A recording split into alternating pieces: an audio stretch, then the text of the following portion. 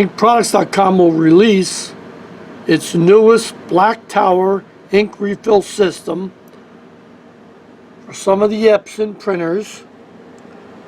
The Workforce 2760, 2750. Also, the 2760. Also, Workforce 2660, Workforce 2650. They all take the exact same system. Now when you get the Black Tower, simple, it's easy. Very little parts that need to install it. What I do recommend is you do a nozzle check. Make sure all the nozzles are firing. Now these are high capacity cartridges. This ink system protects the ink from dust and light. This is a sight glass or level. It watches the levels go down. When it gets to 1 inch or where it's marked here, you're going to replenish the ink. Now I took some ink out to show you. See the way you can see it dropping? Now when you're replacing the ink, you're going to open up the big one, but before you do that you have to close off the small air vent hole in the back. That's to close off the isobaric chamber because you don't want ink going in there. Okay, now when you first get it, you want to lay it down just like that. Just like that. You want to rock it a little bit. Just because in shipping, some ink might have gotten in the isobaric chamber. Just a little bit. Then you can stand it up. Now you don't have to do that ever again unless you will actually accidentally take out both of these plugs at the same time. Then you would flood it. So you don't want to do that. Now there are no good refillable cartridges for these new Epson models. But we came up with a little COC Smart chip that will allow you to print as much as you want. This is the True Color pigment ink. A lot like, if not better than, Epson's Durabright, because this is a precision core printer. I still have the Epson cartridges in. So what I'm going to do, I'm going to go over here, and you're going to see. Now this works for any of the models. I touch that, and I'm going to go to ink levels. Now I'm low on black, but then see where it says Cartridge Replacement? Then you got to press the blue start button. You can open up the lid now. Once it comes over, you're going to take out the Epson cartridges. You want to save them. I don't like running them till they're empty, because if I ever have to test the printer, I can put them back in. Okay, now I got them all out. Now what I'm going to do is turn off the printer. Let it go off. Got to move over. Turning off the power.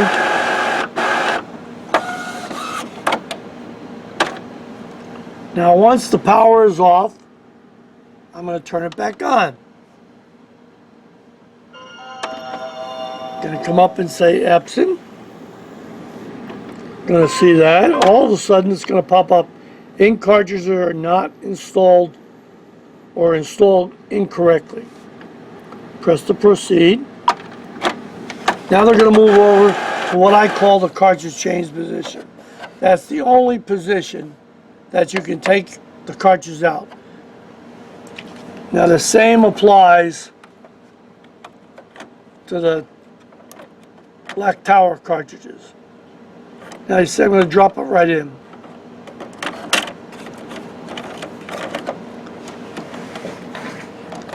It's going to go right down as a whole block.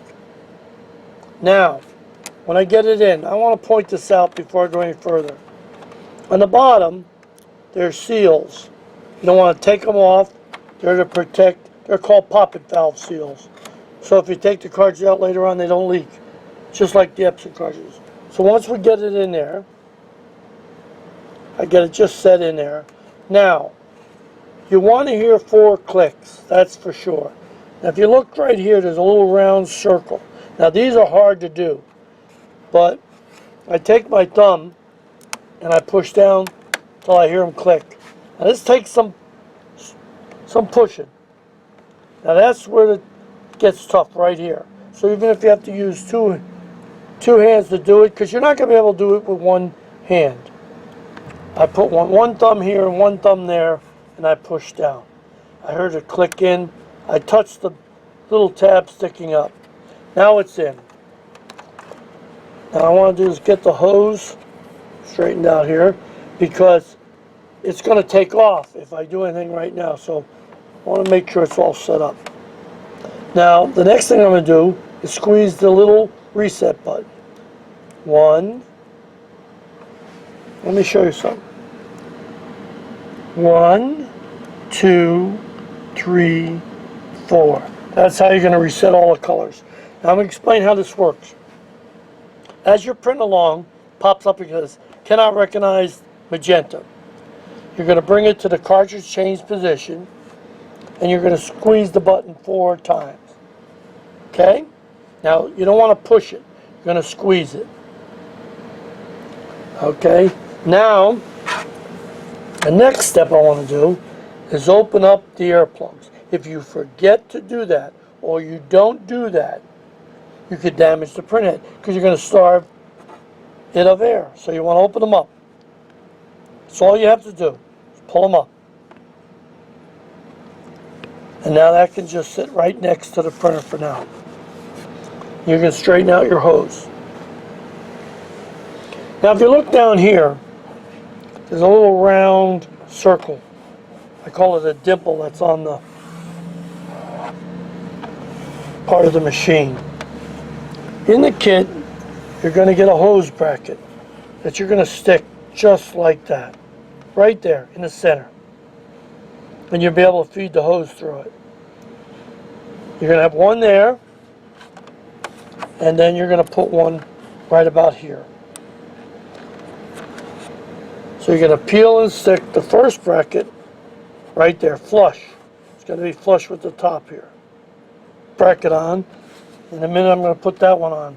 What I did is I just kept spinning this so I could take any of the hose that was messed up. I want it to be nice. And now what you're going to do is you're going to come through, put it through here, and put it through there, and go out the side here, and you'll be able to close the lid. You don't have to worry, it's not going to hurt the hose. One, and then I can spread it like a little air and just put the hose in. See? It's like that. And it's going to come over, come on out. Now you get another hose bracket that's going to go out the outside. And then you'll be able to put the ink system right next to the printer, just like that. You can't raise it up higher or drop it lower. It's got to be right next to the printer on the same surface. Now here, I gave myself a little extra because I don't know how much it's going to take to go over. It's called hose travel, and I can leave the lid open. I don't want so much that it sags, but I don't want to make it so tight that it won't go back and forth. That's called hose travel. I'm going to come right down like that and stick it.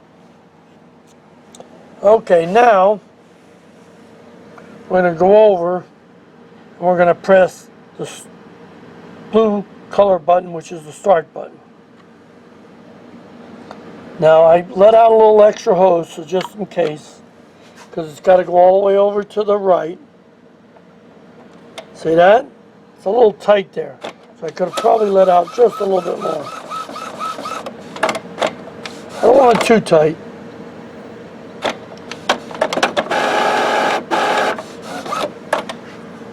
Now it goes into preparing the system. Now if you cannot recognize the cartridges, I'm going to tell you this right now, you don't have them in. They didn't snap in correctly. I've done hundreds of these. Hundreds. And they've got to lock in. So if you cannot recognize the cartridges, they're not snapped in. Now sometimes people don't want to push on it, afraid of breaking the machine. You won't break it if you push it in the right spot.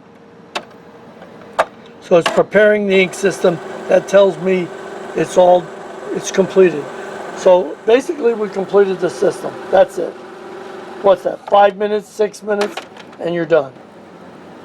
These are filling syringes. You can fill up the black tower with them. And also they double as a way to purge it. If you run it out of ink, you can purge the cartridge up. Look at the printed instructions. It'll show you. Now here, let me point this out. It says discard after use. These are veterinarian syringes. You don't want to do that. You don't want to wash them out. You know, you can mark on there black, magenta, cyan. That's okay. Don't wash them out. Because when you wash them out, you're going to dry out this plunger and you're going to cause problems, and then you're going to have to wind up buying them. Also, in the kit is this little part here that we included. That's to go over the top of the print head. Sometimes it drops what we call, it'll drop a color. And it won't prime up. You put this on, you fill a syringe with a little ink, and you go over the top of that. It's in the instructions. And you just add, maybe 2 or 3 drops of ink, and that'll prime it up. It's either that or you have to buy a set of Epson cartridges if you don't have it. So it's a very valuable little piece of tubing. Okay, let's go over to the printer now. I'm back, and I've got ready to go. I'm going to go to setup again. I'm going to go to maintenance, nozzle check, and I'm going to print out.